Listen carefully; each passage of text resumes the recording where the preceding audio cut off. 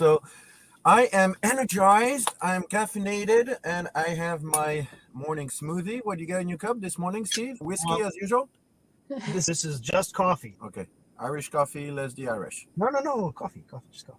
Anyway, I'm excited as well. It's Monday morning. It's my favorite day of the week. I get to speak with all of you fine people, and I'm really, really happy today. Our guest today is just a bundle of sunshine. Please welcome MariAnne Torres. She is the owner of Pillar Property Management. MariAnne, thanks for being on the show. Why don't you tell our viewers a little bit about you and your company? Thanks for having me. I started in property management October 26, 1989 as a part-time leasing consultant. And I've held every position in the office since. So it's kind of who I am and what I do. I knew I wanted to do this before I knew it was an actual thing. And then I decided, why am I doing this for other people? Why am I not starting my own company where I can make the rules and the schedule? Well, here I am. Okay, so what drew you in? Well, you got the date. I mean, I can't remember anything in 1989. So what drew you in? It's really kind of a crazy thing. When I was small, like 10, I would go in my mom's library with my little desk and put my hair in a bun, put on fake glasses, and pretend to be moving people in and out of homes. I didn't know what that was at the time. Okay. I didn't have anyone in the family that was in property management. But I would create fake forms and, do these fake transactions with baby dolls and stuffed animals. Okay. And then I realized this is actually a thing. I took this part-time leasing consultant position, and I'm like, holy cow, this is actually a profession. I do have a question. Yeah. Out of all the stuffed animals and dolls, which one was the worst tenant? The bumblebee. The bumblebee. And you knew it right like that, like bang. It was the bumblebee. Always stinging people. Yeah. Now it's interesting. There's a little bit of confusion amongst people that aren't really involved in it. Can you explain for us what the difference between management and association management? Can you dive into that a little bit for us? Yeah.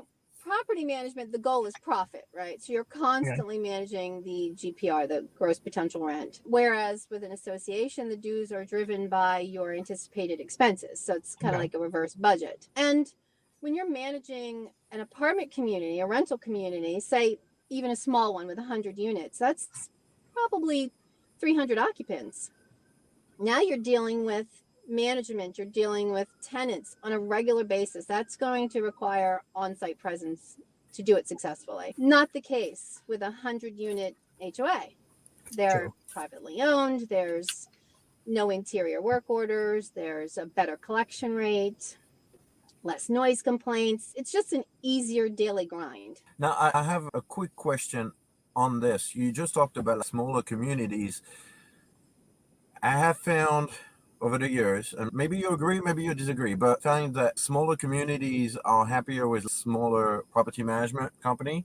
And what's your take on that, and what's the reason why? Yeah, I definitely think that smaller properties are more appreciative of a smaller management company because you have a dedicated point of contact. You know who your person is that you're going to, and you know how to reach them. You're not just a number. You're not whoever is assigned to you that day. You have that consistency, and it's more like a family. As much as I really don't like to talk about COVID anymore, but it did change everybody's world, especially in community associations, because it is a bunch of unit owners and residents together, and they have to have meetings and whatnot. So one of those things that happened was Zoom, platforms like this, and board meetings shifted to that. Now, what do you prefer as a property management company owner? What do you prefer for the boards, and why? Do you prefer a Zoom meeting? Do you prefer in-person meetings? I definitely prefer in-person. I jumped right back into in-person, still in COVID, quite frankly. I love it. I don't think there's anything that builds a better bond than being in person with your board. Sitting down, having a cup of tea, or walking through the community and talking about what major expenses we're going to do this year or next year. It's just so much better in person. You get to really build that bond. I agree with you 100%. I prefer an in-person meeting. Now, Zoom is good for a few things. I can be in a lot of different places in a very short amount of time. But if I'm offered an opening in a board meeting or a couple of minutes on an agenda, absolutely, I'll jump at that chance. What about you, David? I much rather be in person because the accent doesn't convey as well over Zoom. That's why I see the subtitles. Exactly. Well, that's why usually, I bring Ryan Fleming or Steve with me at the board meetings just so they can do some translation for me. It helps. Every little bit helps. Well, it happened the other day. Actually, I had a board meeting. Somebody looked confused, and Fleming just like reset my sentence. And they're like, "Yeah, I thought that's what he said. I wasn't sure." I usually start my meeting and say, "So look, if you're confused with the accent, you want me to repeat anything, just don't hesitate. I have thick skin. I don't care." What? Huh? All right, moving on. Next question. I want to go back to the times that you were a little girl, 10 years old, property managing your bumblebees and stuffed animals. What was your favorite season of the year back then as a little property manager? And what's your favorite time of the year as a grown-up property manager? My all-time favorite time of the year is budget season, then and now. It's always has been, always will be. I don't know why. I just love the process of writing a budget. Granted, traditional property management budgets are way more intense. I used to host budget boot camp when I worked for other people. I was the budget person. I would host 40-hour courses on how to prepare your budget, and you're actually doing your budget. So you left there at the end of the week with your $20 million budget done. I love it. I will always love it. I think that's the first time I've ever heard that out of anybody ever. In my 37 years on this planet, I've never heard that before. Really? I love it. So does that mean that you can do all the financials for a self-managed community? Yes, certainly. Not everybody loves budgets, believe it or not. Yeah, we have the ability. We could certainly partially manage or provide partial management for a self-managed board. Maybe they love all the other aspects of the board duties and they're great at it, but they're just not equipped to collect dues and manage a budget, manage delinquencies. We could certainly do that and love it. Well, that's fantastic to know that there's at least one person in the universe that likes doing budget, community association. But maybe somebody will come out of woodwork in the comments below and tell us as they like to do it too. But beside the challenge brought by a budget, so all kinds of residents. There are teddy bears and there are bumblebees. There's all kinds of people that you deal with. They all bring their own challenges. When it comes to managing those challenges with the various board members, what's your key to success? I would say my biggest challenge with board members are the ones that just don't understand their role and or have a complete disregard for the governing documents. So I do my best to educate them on their own documents, obviously, but we are fortunate that we have CAI who can provide huge resources to educate board members and really get them to understand their responsibilities, their rights, the do's and the don'ts.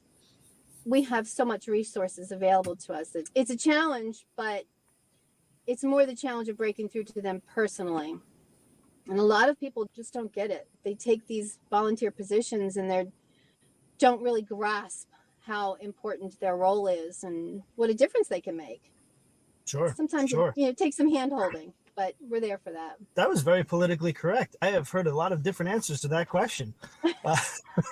So yeah, we're getting a little short time. We do have a couple more questions for you. I'd really like to know, we've talked about a couple different types of associations that you deal with, MariAnne. So what does your ideal association or client look like? Who's your perfect customer? The smaller communities are what I think the large management companies consider small, like under 100 units. They're my favorite because they do tend to be board members that are very connected and want to do the right thing and want to drive the community in a positive direction. They're my favorite because they care. And it's easier for me to care if you care. That's a good point. I got it. So I'm a board member in an association and I'm not happy with the management that we've chosen. We're self-managed. How about that? We're self-managed and we want to get somebody involved that's going to help our community. Why am I going to call Pillar Property Management? Well, aside from the fact that we love what we do and we do it awesomely, my pitch is always that I don't really have a pitch. I genuinely want you to want to do business with me. And if you don't want to, then I am not going to try and coerce you into I'm the right one. It's going to be genuine. And if it isn't, then we're just not the right fit. That's really how I do it. I speak to you like I've known you my whole life. If I have that comfort level with you, then that will continue and we'll have a beautiful business relationship. Absolutely. The chemistry is very important between the management company and the association. That's very well said. And we also on this show, we like to give our guests an opportunity to recognize somebody in their life. It could be a mentor, somebody who pushed you into your career, which actually the Bumblebee won't see this episode. We would like to give you the microphone to give a shout out. It could be a business partner, somebody you enjoy doing business with. The microphone is yours. Go ahead, MariAnne. I would like to give a shout out to JP Ascalise. He's a portfolio manager for Webster Bank in New York City. I actually met him at a CAI event, a golf event. He is such a pleasure to do business with. He's the kind of person when you're on the phone, you can hear him smiling because he's just so upbeat all the time. He's great at follow-up. He wants to build meaningful business relationships, and those are the kind that last, right? The ones that actually have meaning behind them. He's a great guy. All right. Last question before we wrap this up. So we've been beating up on Mr. Bumblebee all morning long. Who was your best tenant back then? The penguin. The penguin. There we go. Very nice. Steve, apparently she still stays in touch with the former tenants. Apparently. Wow. I'm impressed. I'm very impressed. All right, everybody. Well, I hope you have a good rest of your week. We wish you a good rest of the day, and we'll see you next time on the next episode of Community Association Car Chat. See you, everyone.